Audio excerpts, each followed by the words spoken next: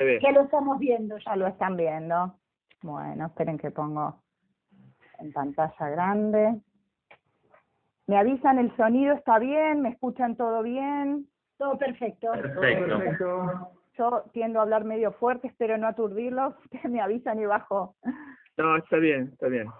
Bueno, esperen que no puedo. Ahí está, pantalla completa. Perfecto, bueno, listo. Arrancamos entonces, si les parece. Perfecto. Bueno,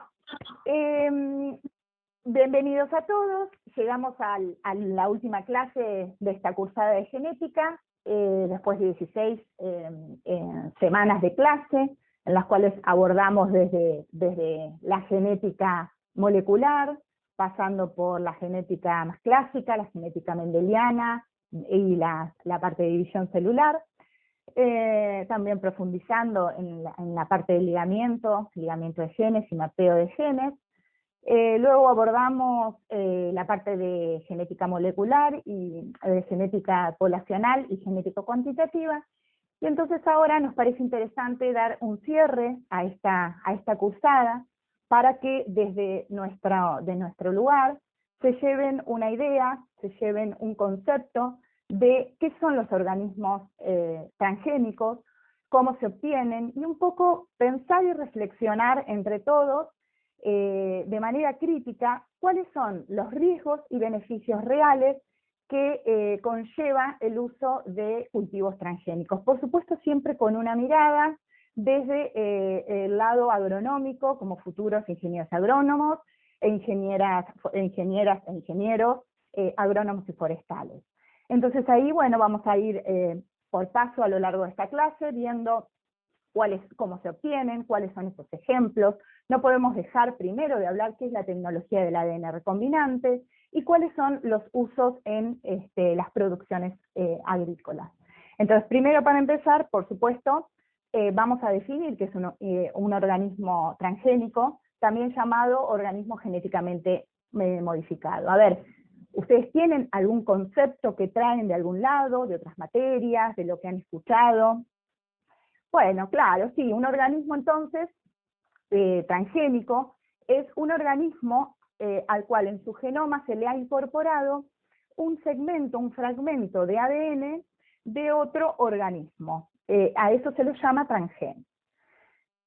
Entonces, no pensarán que es algo sencillo, sino que para obtener un organismo transgénico hay que valerse de un conjunto de técnicas, de las cuales algunas ya a lo largo de la cursada fuimos viendo, algunas en profundidad y otras un poco por arriba, pero las hemos mencionado. Y este conjunto de técnicas que permite esta manipulación del ADN se la llama, es la ingeniería genética. Y puntualmente, la tecnología del ADN recombinante es lo que permite identificar, aislar, cortar, ¿no?, de un organismo e introducir en el otro. Entonces, bueno, ejemplos hay muchos en cuanto a los organismos transgénicos. Inicialmente se ha empezado con los microorganismos. Ustedes saben, ya lo hemos venido conversando en reiteradas oportunidades, que siempre se comenzaron casi siempre con organismos los más sencillos, que son las bacterias, los procariotas. Entonces, bueno, los microorganismos, hay muchos ejemplos en cuanto a la industria farmacéutica, a la producción de medicamentos, de vacunas, de anticuerpos. Ustedes han escuchado seguramente la obtención de insulina por bacterias modificadas genéticamente. También la extracción de enzimas específicas obtenidas por organismos modificados que, bueno, son usados en la industria alimentaria, ya sea en las panificaciones, quesos, leche, bueno, numerosas. Y otra de las acciones que tienen estos organismos modificados es la bioremediación, es decir, la detoxificación de ambientes contaminados por estas bacterias que modifican, detoxifican o, ay, no me sale la palabra, bueno, sí, bioremediación en general. Después también tenemos el tema de lo que es todo el mejoramiento animal. Básicamente la transgenia se ha utilizado con fines de investigación, lo que es en la parte de los ratones, de las ratas. Bueno, actualmente en Argentina está la vaca Rosita, que es un proyecto conjunto en donde lo que es doblemente transgénico, lo que se busca es la incorporación de dos genes que sintetizan proteínas que permiten maternizar la leche que producen. Entonces, bueno, muy promisoria. También tuvimos a Pampita. Bueno, y en el área de mejoramiento de las plantas, los cultivos transgénicos, principalmente maíz, algodón, soja, que ya vamos a entrar a ese terreno. Entonces, para que todos estos descubrimientos puedan llevarse a cabo, hubo dos descubrimientos fundamentales, dos hitos que fueron el descubrimiento de las endonucleasas de restricción y los plásmidos. Recuerdan que nosotros a lo largo de la cursada, cuando hemos visto expresión de genes y comparábamos cómo estaban los genes en las bacterias, en los procariotas, cómo estaban en los eucariotas, bueno, siempre nos referíamos a la expresión del ADN del cromosoma bacteriano, ¿sí? Bueno, puntualmente acá lo que nos interesan son los plásmidos, ¿sí? Entonces, vamos a ver qué es la tecnología del ADN recombinante. Entonces, lo que permite esta tecnología es la combinación de la creación de moléculas combinadas de dos orígenes distintos. Entonces, los pasos básicos, en general, para la obtención de ADN recombinante consisten en, por un lado, identificar cuál es el gen blanco, el gen que a nosotros, o el fragmento de ADN, el segmento que a nosotros nos interesa.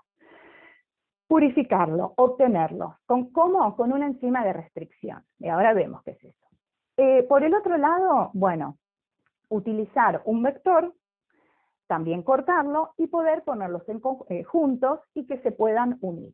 Luego de obtener eso que es lo que se llama el ADN recombinante, ese ADN recombinante se transfiere a una célula huésped y lo que se busca es que se clone, que aumente su cantidad. Entonces, luego tenemos que identificar cuáles fueron esas bacterias o esas células huéspedes que se han transformado, poder seleccionarlas y, bueno, hacer una propagación para poder obtener, en el caso, bueno, de las plantas, una planta completa. Entonces vamos a ir por parte. Las enzimas de restricción o endonucleasas, seguramente lo han visto en microbiología. Bueno, lo maravilloso de descubrir esto, hay muchas enzimas, y bueno, y básicamente acá, como ven, fíjense, tienen el origen, podemos determinar cuál es el origen de qué organismo se obtiene. De acá es, fíjense, Escherichia coli, por eso se llama EcoR1. ¿Y qué son? A ver, ¿alguien se acuerda por ahí de micro?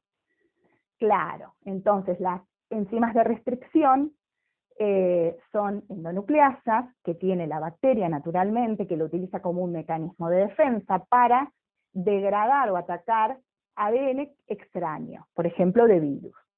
Entonces, las enzimas de restricción tienen la particularidad de reconocer secuencias cortas del ADN que se llaman palindrómicas o palíndrome, que esto, ¿se acuerdan qué era? Quiere decir que corta que reconoce en ambos sentidos, como si fuera, por ejemplo, ojo o ala. Entonces, reconocen una secuencia y ahí cortan. Lo bueno de esto es que esas secuencias son conocidas, se saben, y entonces esta información es de mucha utilidad para todas las técnicas que se utilizaron. Entonces, por ejemplo, uno puede saber que haciendo una digestión de un ADN, así es como se llama, digerir, nosotros ponemos en contacto un ADN y podemos digerirlo con una, con dos, con tres, y sabemos que vamos a obtener que estas endonucleasas van a ir cortando tal vez un genoma muy grande que antes era difícil manipular, y de esta manera se pueden ir obteniendo pequeños tamaños e incluso hacer mapas de restricción. ¿Recuerdan cuando vimos en ligamiento los mapas de ligamiento, los mapas genéticos? ¿Sí? Bueno, esto se pueden obtener fragmentos de distintos tamaños que nos van a ir permitiendo manejar de una manera más sencilla fragmentos más pequeños.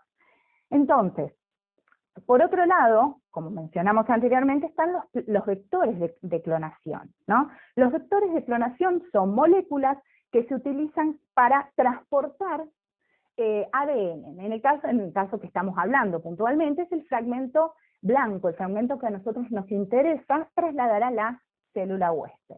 Entonces, los más comunes, y los iniciales también, fueron los plásmidos, estos que hablábamos que se extrajeron de las bacterias que están naturalmente.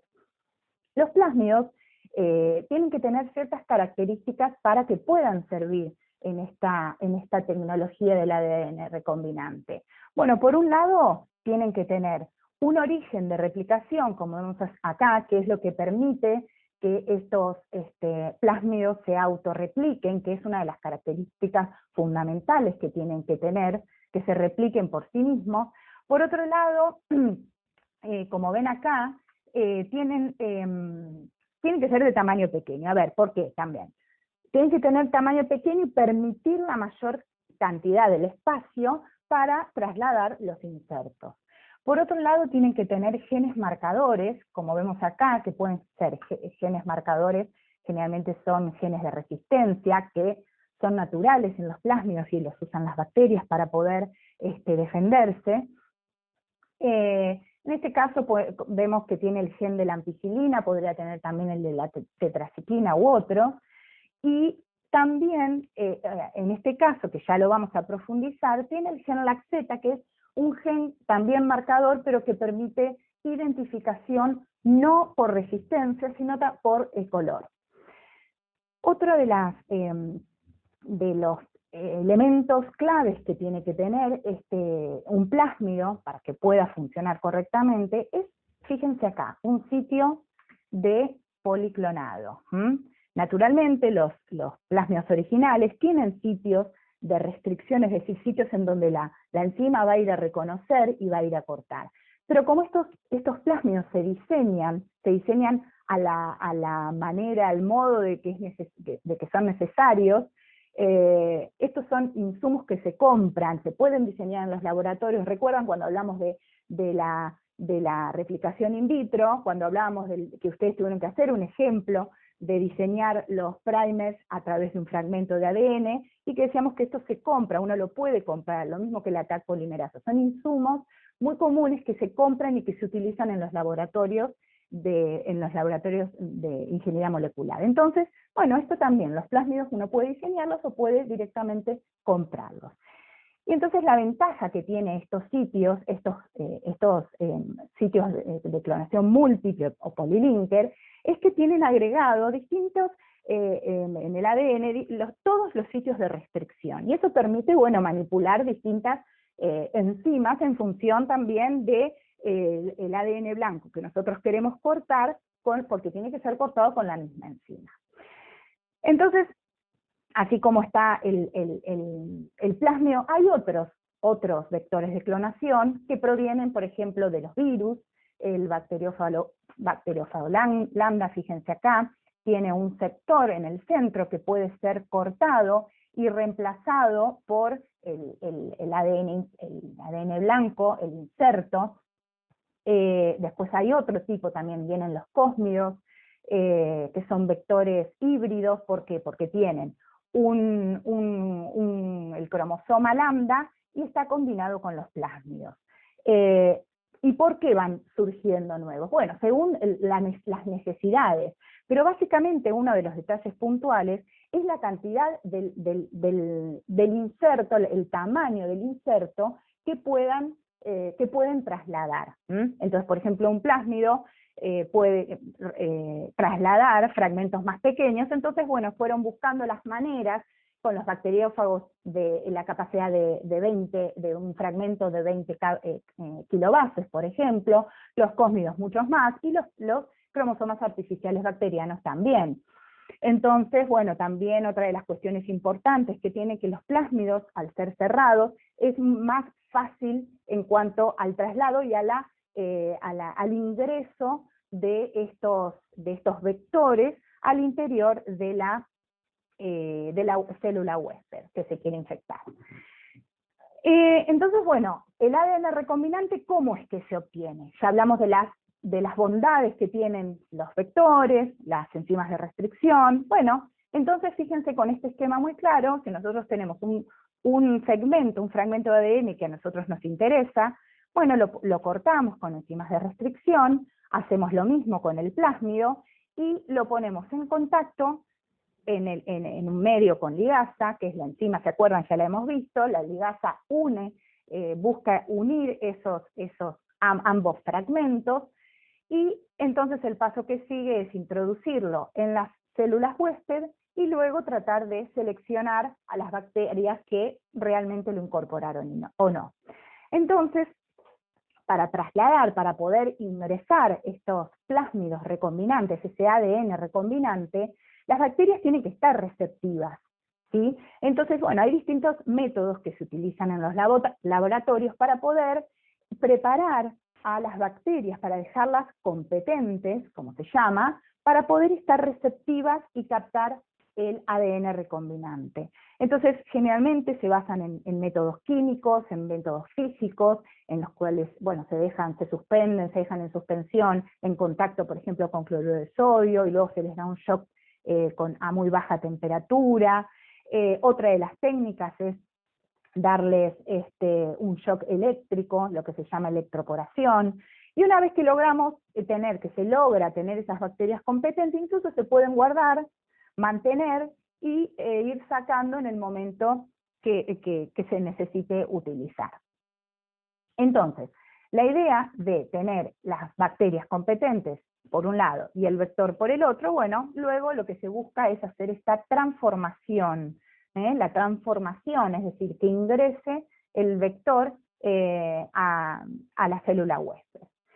Bueno, otra de las ¿para qué? Lo que se busca ahí es clonarlo. Entonces, una vez que ingresa a la bacteria, lo que se busca es, bueno, replicar y buscar muchas colonias de las bacterias. El ADN recombinante, esta técnica fue revolucionaria más o menos en los años 70. En la década del 90, ¿se acuerdan cuando vimos en el seminario 3 el tema de replicación in vitro? Que vimos la técnica de PCR, bueno, también fue un método que fue revolucionador. No nos vamos a detener mucho porque ustedes ya lo vieron, incluso lo ejercitaron, pero ¿recuerdan cuál era el objetivo central de esta técnica? Claro, bueno, entonces era amplificar fragmentos muy pequeños de ADN de manera exponencial. Entonces, bueno, básicamente la técnica, se tenía una mezcla de reacción y en un aparato que se llama termociclador, lo que se hace es repetir un ciclo que tiene 3 etapas, en donde, bueno, el ADN se desnaturaliza a una determinada temperatura, se unen los trimers, se polimeriza la cadena, se elonga la cadena, y bueno, entonces teníamos finalmente, aproximadamente luego de 30 ciclos, una cantidad elevada del fragmento que a nosotros nos interesa. Entonces también esto ha revolucionado, esto ha simplificado también muchas de las tareas que se realizan en los laboratorios. De hecho, bueno, a partir de acá también se pueden amplificar, se pueden obtener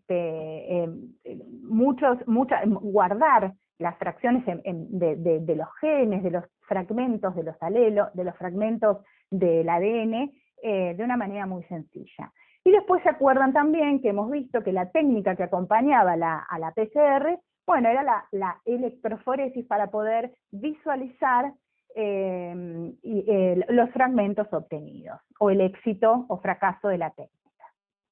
Bien, entonces, una vez que tuvimos el ADN recombinante, que se introdujo en la célula huésped, la replicamos, lo clonamos. Bueno, la idea ahora es identificar y poder seleccionar cuáles son las células que se transformaron y cuáles no.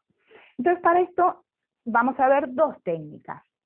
Una es la técnica de resistencia por antibióticos. Entonces, fíjense lo que les mencionaba al principio, los plásmidos tienen naturalmente, o se pueden agregar, genes marcadores. En este caso tenemos el gen resistente a la ampicilina y a la tetraciclina. Entonces, ¿qué es lo que pasa? Fíjense, en este caso, que dice sin inserto, bueno, el plásmido va a estar intacto. En cambio, cuando el plásmido se rompa, se corte y se introduzca y se una el inserto, este gen de resistencia a la tetraciclina va a quedar sin efecto, se va a anular. Entonces, bueno, la idea es hacer en el laboratorio para seleccionar, por ejemplo, la selección en presencia de los dos antibióticos. Entonces, por un lado, fíjense, vamos a tener las colonias en un agar con ampicilina, y aquellas las que sean resistentes va a indicar que las bacterias contienen el plásmido, ¿sí? Entonces de ahí, bueno, se hace por duplicado una siembra, y lo que se busca ahora es agregarle tetraciclina. Entonces lo que se ve en esta figura, fíjense, esto se pone en duplicado, porque este es el control, son las que vamos a después seleccionar. Entonces fíjense que acá hay agujeros, hay algunas que murieron. Esas son las que nos interesan. ¿Por qué? Porque esas bacterias son las que llevan el inserto, son las bacterias que no son resistentes a la tetraciclina. ¿Está bien? ¿Hasta acá vamos bien? Bien, eso fue lo que se hizo al principio, generalmente, se sigue haciendo. Pero después hubo otra forma que mejoró mucho también el tema de la selección e identificación de estas células transformadas, que es a partir de, bueno, de distintos plásmidos a los cuales se les agregó, como yo les mencionaba, fragmento de lo que es el operón LAC. Nosotros no lo vimos, pero por ahí lo vieron en microbiología. Lo que sí nombramos y lo que sí estuvimos definiendo, ¿qué era un operón? ¿Se acuerdan? Acá vimos. ¿Se acuerdan que las bacterias, cuando vimos expresión génica y cuando vimos constitución de los genes, cómo estaban formados, cómo estaban las secuencias reguladoras, comparativamente lo vimos en bacterias y en eucariotas, y vimos que las bacterias tienen la particularidad de tener genes agrupados por función. Bueno, el operón LAC es un ejemplo de eso, y aparte fue de mucha ayuda, porque a partir de ahí se pudo comprender los mecanismos que tienen las bacterias para regular activando y desactivando los genes, y aparte cómo se adaptan a las condiciones ambientales o al medio, por ejemplo, en presencia de lactosa.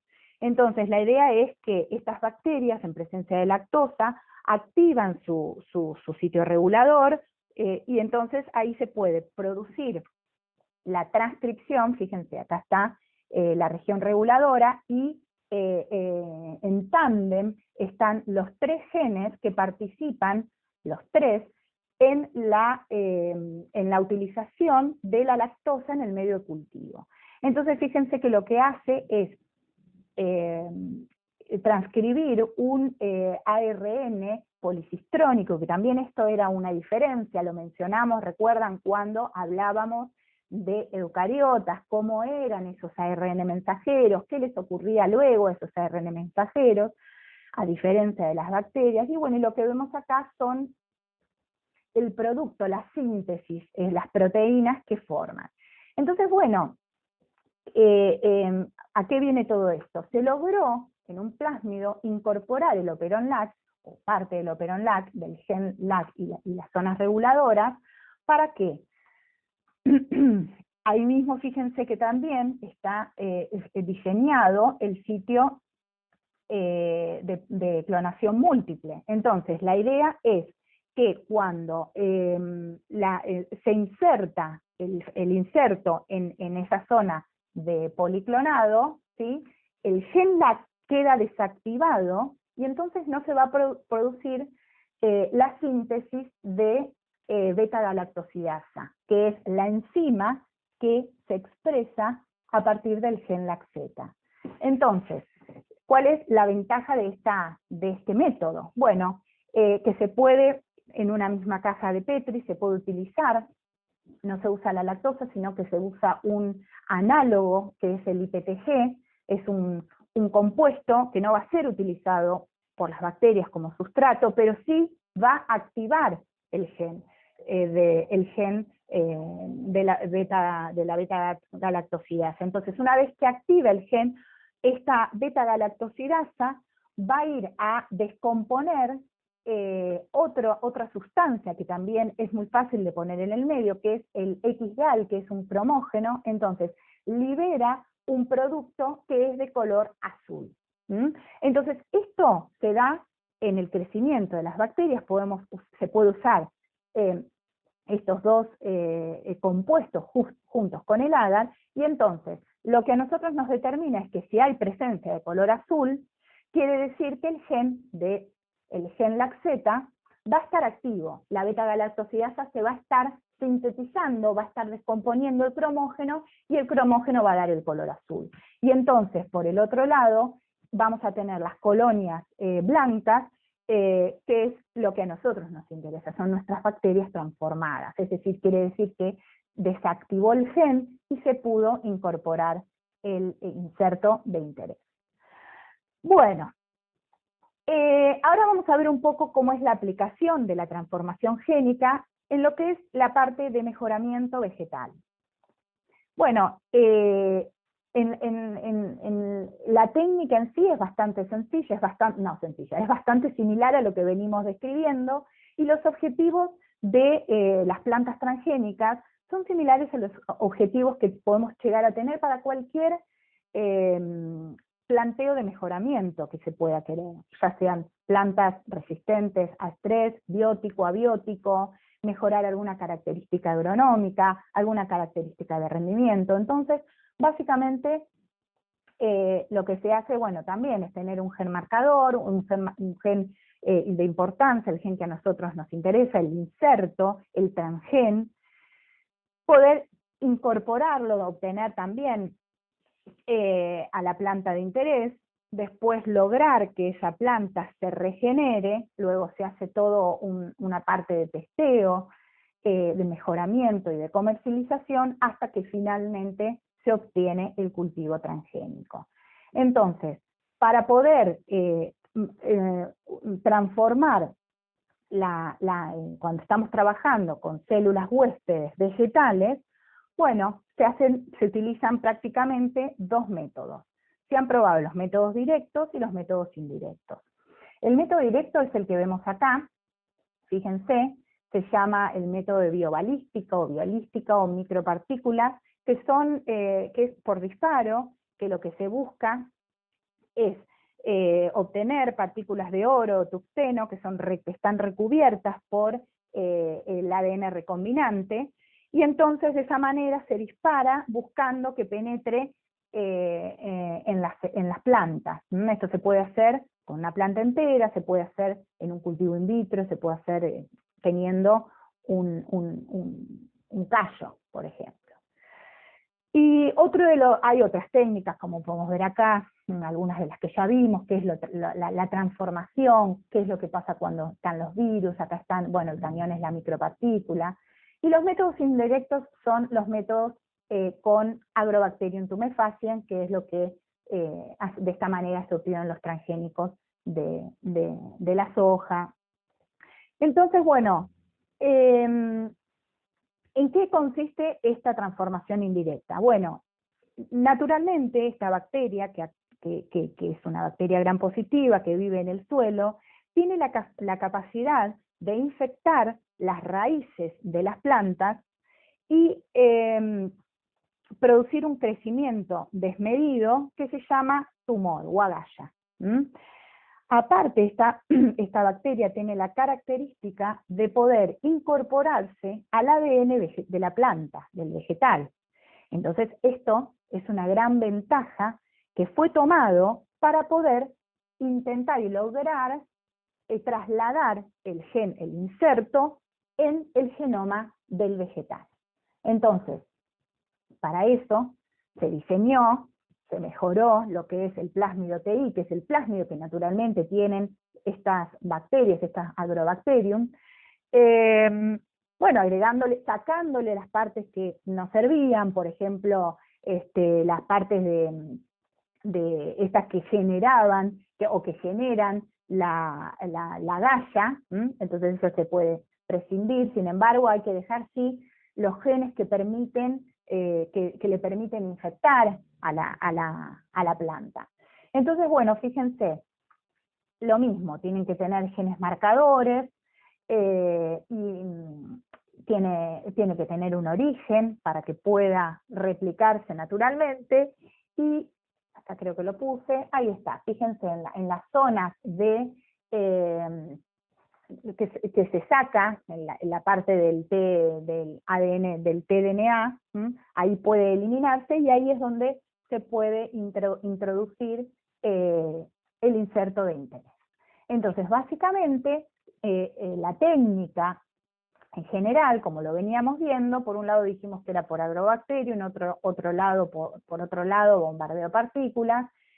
Lo mismo, tenemos el gen identificado, en nuestro gen de interés, tenemos nuestro plásmido, lo que buscamos es armar el ADN recombinante. Este ADN recombinante se incorpora en la bacteria Agrobacterium, y aprovechando esta capacidad infectiva que tiene esta bacteria, se busca poner en contacto con la célula vegetal para que ingrese ese plásmido, y que lo que se busca es que ese inserto, ¿sí?, se incorpore al genoma eucariota de la planta.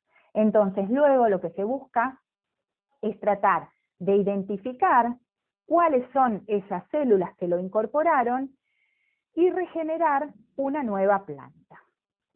Entonces, básicamente de esta manera, y como podemos ver en esta imagen, de esta forma se obtuvieron las plantas, la soja RR tolerante a glifosato o herbicida, y fíjense, Agrobacterium con el gen de interés, ¿sí? Nuevamente se introduce el ADN recombinante, se introduce a la célula de Agrobacterium. De Agrobacterium se busca que el fragmento, el inserto se incorpore, y de ahí, bueno, a través de un cultivo, aprovechando las ventajas de las capacidades que tienen las células, la capacidad totipotencial, es decir, de poder a partir de una única célula regenerar una planta a través de distintas técnicas de cultivo, con los medios de cultivo apropiados. Bueno, primero se selecciona cuáles son aquellas que sí lo incorporaron, y por último tratar de regenerar una planta completa. Lo mismo ha ocurrido a partir de las plantas del maíz, resistente a lepidópteros, a insectos, en donde ese gen, los genes de resistencia fueron obtenidos a partir de otra bacteria que es la Bacillus thuringiensis. Y bueno, lo mismo, fíjense la técnica, se busca incorporar el plásmido, nuevamente se pone en contacto. Fíjense que acá está incorporado el gen de interés en el cromosoma que nos importa, un cultivo in vitro, regeneración de las plantas. Vamos a ver ahora un poco entonces cómo es el cultivo transgénico en nuestro país. Bueno, en nuestro país los cultivos transgénicos que están aprobados son, o que se encuentran actualmente, es la soja, el maíz, el algodón, en baja proporción, fíjense que acá lo dice, la alfalfa transgénica. Bueno, y mirando un poco acá, lo que me interesa que se fijen que ahora lo vamos a conversar un poquito más, es el tema que acá, ¿qué es lo que dice? Bueno, tenemos soja tolerante a herbicidas, pero también hay soja, variedades que tienen tolerancia a herbicidas y además resistencia a insectos. Lo mismo pasa con el maíz, tienen por separados las tolerancias, pero también tienen tolerancias conjuntas. Y lo mismo ocurre con el algodón. Fíjense que desde la adopción de esta tecnología en nuestro país fue en un crecimiento siempre muy marcado, llegando a la actualidad, a esta campaña, con un 100% de adopción de estas tecnologías en algodón y soja y casi un 100% en el maíz. En el resto del mundo, a pesar de esto, hay otros cultivos que se utilizan, como podemos ver acá. Esto es una página que pueden ingresar, pueden sacar datos, siempre está actualizada. Bien, y entonces también, bueno, marcar que Argentina es el tercer país productor de cultivos transgénicos, luego de Estados Unidos, como lo ven acá, y Brasil. Bien. Y no podemos dejar de lado que los transgénicos tienen su controversia, son un tema controvertido, ¿no? ¿Y por qué? Bueno, ustedes ahora porque son estudiantes de ingeniería agronómica, están en la facultad, pero seguramente han oído que en los medios de comunicación, que en sus casas mismas, que la gente opina de los transgénicos, y no porque estén estudiando los transgénicos, o cómo se obtuvieron, o cómo se cultivan. Pero bueno, tocan también por el lado de los consumidores. Y entonces, a mí me gusta esta idea que no tiene que ver con los transgénicos, pero sí la podríamos relacionar, en cuanto a las posturas que uno toma en función de los transgénicos, ¿a qué se deben? Bueno, se deben a un montón de estas cuestiones. Se deben a cuestiones de educación, a cuestiones ideológicas, a cuestiones geográficas, es decir, en qué lugar uno nació, en qué familia, dónde fue educado, dónde fue criado, en qué contexto, en qué ciudad, en qué institución. Hasta religiosos uno podría pensar, hasta de creencias. Entonces, bueno, esto existe, esto es así.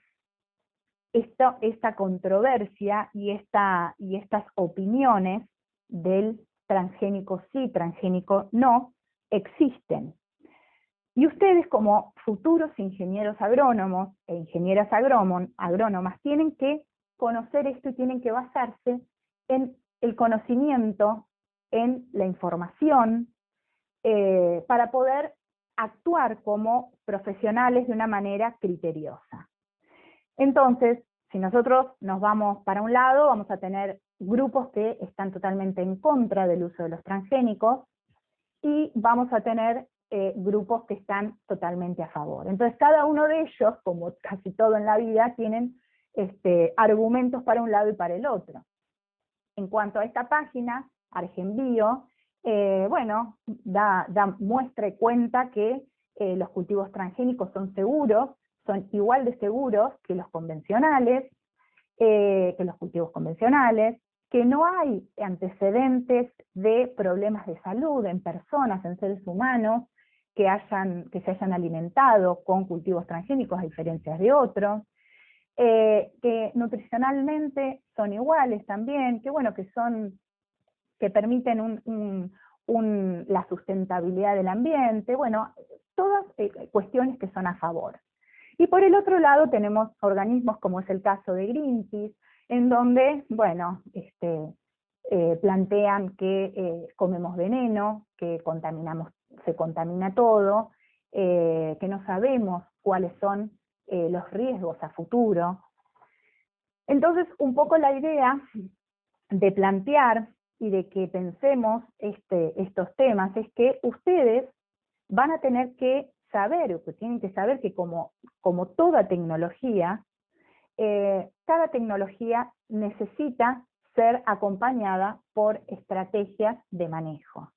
Entonces, por otro lado, saber que los cultivos transgénicos son regulados. Hay organismos como, ahí está la CONAVIA, la Comisión Nacional Asesora de Biotecnología Agropecuaria, el SENASA, bueno, el Comité Técnico Asesor, hay un montón de organismos que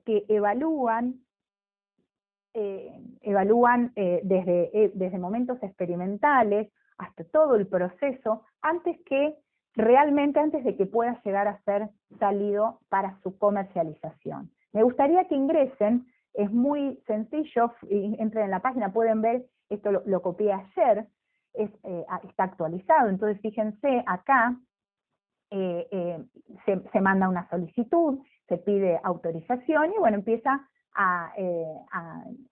el evento. Lo que se busca acá entonces, otra cuestión que me gustaría resaltar, que lo que se aprueba, ¿sí? Lo que se aprueba no es el cultivo en sí, sino lo que se aprueba es el evento de transformación, como leemos acá, ¿sí? El evento es la inserción en el genoma vegetal de forma estable y conjunta de uno o más genes o secuencias de ADN, ¿sí? Que van a formar el transgénico. Entonces, fíjense que recientemente, en el año 2020, bueno, el evento que fue aprobado fue el de tolerancia a sequía en el trigo. Entonces, esto que veníamos hablando, como toda tecnología, ustedes tienen que saber que los transgénicos necesitan de un manejo estratégico y un manejo correcto. Entonces vamos a ver el caso de qué es lo que ocurre con el maíz BT. El maíz, las plagas principales del maíz son las plagas de los lepidópteros, el gusano cogollero, hay varios, los gusanos en general, cuyas larvas ingresan a comer el tallo, las hojas y la espiga, y de esa manera van cavando galerías en el interior del cultivo, y el cultivo se debilita, se quiebra y se muere. Entonces, la idea de tener un maíz BT, que tiene una proteína que es tóxica, pura y exclusivamente para estos insectos, no afecta ni a los enemigos naturales, ni a las abejas, ni a las aves, sino que solo las larvas que se alimentan de estos maíces van a morir. Entonces, ¿cuáles son esas estrategias que uno debe saber para tomar decisiones? Por un lado, cuando se incorpora esta tecnología, se sabe que tiene que ir implantada con áreas de refugio. ¿Qué son las áreas de refugio? Son porciones del terreno que llevan maíz convencional, maíz no BT. La idea también es lograr, por ejemplo, para el caso del maíz hay 5 eventos aprobados, ¿sí? A distintos lepidópteros. Entonces la idea es también ir haciendo un apilamiento o piramidalizar los eventos para poder obtener, digamos, ir rotando y ampliar el espectro de control. Por otro lado, también es importante que las dosis de intoxicación que reciba la larva sea lo más alta posible. Y entonces esto tiene que ver también con el estado en el cual la larva se alimenta. Cuando es menor, es más efectiva. Ahora, si la larva es mayor, se escapa a esa toxicidad. Al escaparse, esa larva pasa al estado adulto y se forma la polilla o la mariposa, obtenemos los insectos resistentes. Y entonces este es el peligro, uno de los peligros de estas tecnologías. Entonces, también la rotación de variedades. Entonces, ¿qué es lo que ocurre con esto? Bueno, la presión de selección. La presión de selección lleva, que también puede estar dada la presión de selección por la aplicación de un insecticida. Entonces, por eso hablamos de manejo correcto. Entonces, la presión de selección tiene como consecuencia la aparición de individuos resistentes. Entonces, fijémonos un poquito y analicemos este gráfico. Nosotros tenemos el cultivo de maíz BT, en donde todas estas larvas, bueno, acá están como polillas, pero las larvas amarillas, que son las susceptibles, se alimentan de este maíz y mueren. Algunas de ellas no mueren y son las que se tornan resistentes. Pero ¿qué pasa? Si existe el refugio, las larvas susceptibles, cuando coman, no se van a morir, porque no tienen la toxina incorporada, ¿no? El maíz común, el convencional. Entonces, la presencia de insectos susceptibles permite que al cruzarse con los resistentes se vaya diluyendo o haya una población mucho más variada. Miren, por ejemplo, qué es lo que ocurre cuando no hay siembra de refugios. ¿Qué es lo que pasa? Bueno, del cruzamiento de individuos resistentes van a derivar poblaciones de insectos totalmente resistentes, ¿sí? Entonces un poco, bueno, acá la imagen es lo mismo, qué es lo que pasa cuando no hay un refugio o cuando se genera una presión de selección sobre los insectos. Entonces, todas estas cuestiones que son buenas prácticas o estrategias de manejo que tienen que ver en general con el conocimiento en general del manejo de plagas, no en particular con el organismo transgénico en sí, ¿sí? Entonces, fíjense, bueno, también hay que hacer un monitoreo de plagas, aplicación de insecticidas si la situación lo amerita, bueno, la siembra de refugios, como ya dijimos, la rotación de cultivos, el control de malezas que sirven como para alojar y hospedar distintos tipos de insectos, y bueno, pueden originarse poblaciones abundantes. Entonces, bueno, tal vez es necesario en algún momento, en determinado momento, hacer un control de esas malezas o mismo de los rastrojos. Entonces, esto está muy bien estipulado en cuanto a las áreas que tienen que ser y cómo deberían ser las sugerencias que en cuanto a las ubicaciones de estos refugios y al porcentaje que tienen que cubrir dentro del campo. Pero la realidad es que esto ha sido un problema, es un problema, se busca que el productor compre, que en el mismo momento que está comprando el maíz de té, compre las del refugio, y lo hacen muchos, pero algunos, o siempre, hay notas recientes en donde cuentan que un 80% de los productores dicen incorporar los refugios, pero cuando uno les indaga cómo son esos refugios y cómo son esas superficies, bueno, resulta que las superficies son menores, o por ejemplo las siembras son desparejas, entonces de nada sirve que haya una siembra en un momento del cultivo de té y del otro, porque los insectos van a estar en distinto momento y cuando sea necesario cruzarse con los sensibles, con los susceptibles, no van a estar en el campo. Entonces, bueno, esto es lo que tienen que prestar atención, a estas sugerencias, a estas recomendaciones. Bueno, y con las malezas resistentes a herbicidas, bueno, pasó lo mismo.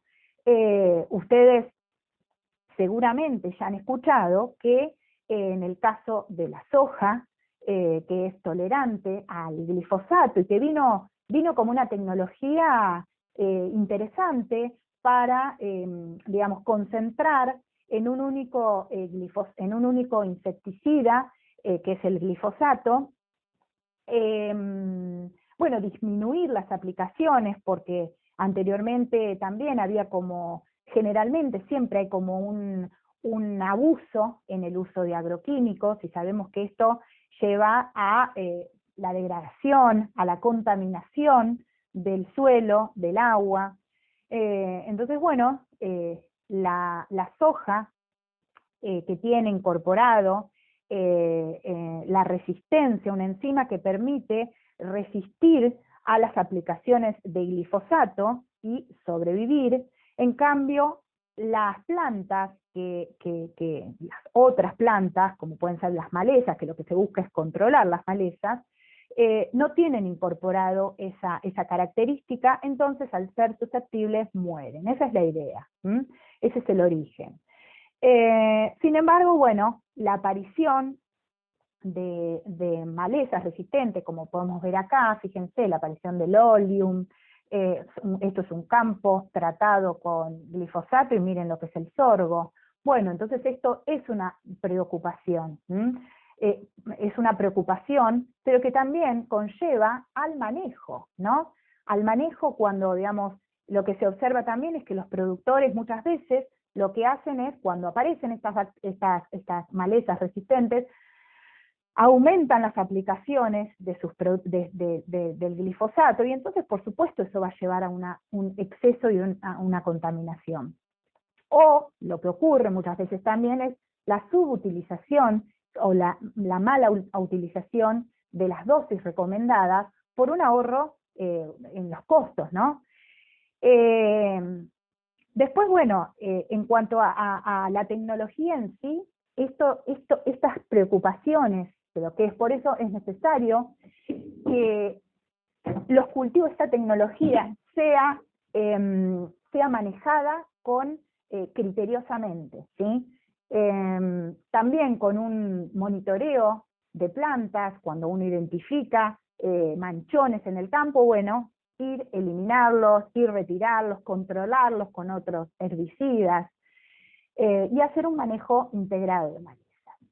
Después, lo que venga de la soja, que nosotros ya sabemos lo que significa, lo que ha significado y lo que significa la soja en nuestro país, y ahí yo les quise poner como para que ustedes piensen, soja sobre soja sobre soja y más soja, ¿a qué nos lleva?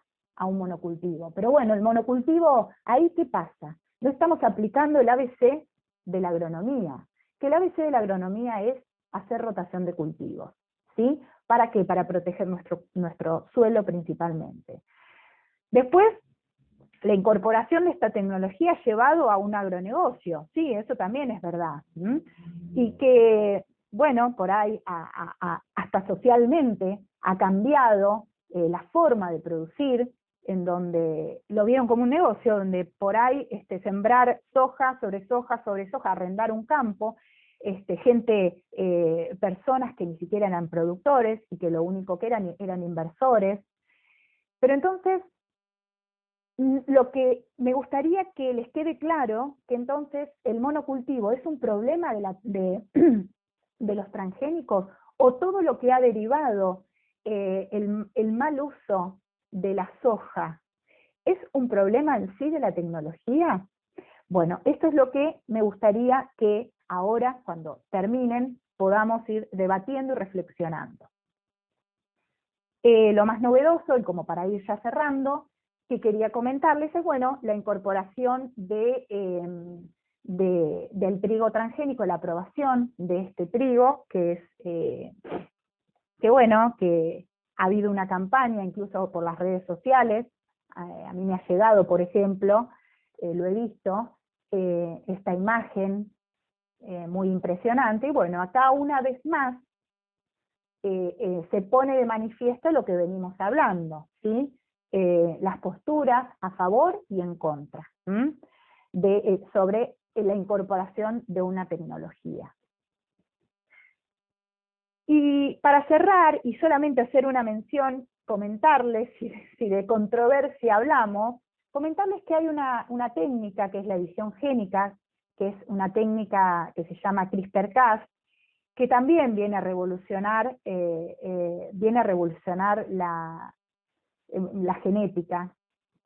Y es una técnica que no vamos a entrar en detalle porque se excede, pero es una técnica que permite, que es muy precisa y que permite hacer modificaciones muy puntuales en el ADN, cosa que por ahí los transgénicos no se sabe dónde se ubican los transgénicos, ¿sí? Y entonces, en este caso, son modificaciones, se puede editar, por eso se llama así, editar genéticamente todo tipo de organismo. Y cuando digo todo tipo de organismo, es todo tipo de organismo. Y entonces, como dijo uno de los investigadores que descubrió un español, Francis Mojica, que lo pueden buscar en las redes, es buenísimos los videos que hay en YouTube. Por ahí a nadie le preocupa demasiado cuando se modifica una bacteria. pero ¿qué pasa cuando hablamos de modificación de embriones o de edición de embriones? ¿Qué pasa cuando se traslada al área, a los humanos? Entonces, bueno, acá estén preparados porque son los debates éticos que se están llevando a cabo. Bueno, y si se quedaron con ganas de más, recuerden que la Cátedra de Genética ofrece dos materias optativas, una de ellas es biotecnología, ambas se dan en el segundo cuatrimestre, no, se dan un año sí, un año no, todavía no se dieron por primera vez nunca, pero bueno, ténganlo en cuenta, si les gusta, si les interesa aprender más y conocer un poco más de genética, saben dónde encontrarme, las consultas que doy los viernes de 10 a 12 en el aula virtual, y ahí tienen mis contactos. Acá les puse el libro que ustedes tienen en el aula virtual, señalado dónde pueden ir a buscar la bibliografía, y muchas de las imágenes que yo tomé son de ahí, así que bueno, les dejo la bibliografía, y bueno, y ahora van a tomar 15 minutos, y van a ir a trabajar con las docentes auxiliares, pero antes esto, me gustaría que en solamente 10 minutitos se separen en grupos, en 4 grupos, ¿sí? Entonces, uno de los grupos que piense que esté a favor de los transgénicos, el otro grupo que esté en contra de los transgénicos, el otro grupo desde el punto de vista de los consumidores, y el cuarto y último grupo que sean productores, ¿sí? Entonces, que piensen entre ustedes cuáles son los puntos a discutir. Y después, en 5 minutitos, en 10 minutitos, me gustaría que se genere una reflexión, un debate entre ustedes, a ver qué es lo que piensan acerca de esto, de los transgénicos, acerca de esto que estuvimos conversando. Pueden buscar en internet, fíjense ahí si tienen la compu, el celu, busquen y argumenten de una manera respetuosa cuáles son los criterios que ustedes destacarían según el rol que les haya tocado. Bueno, listo, final. A ver, dejo de compartir.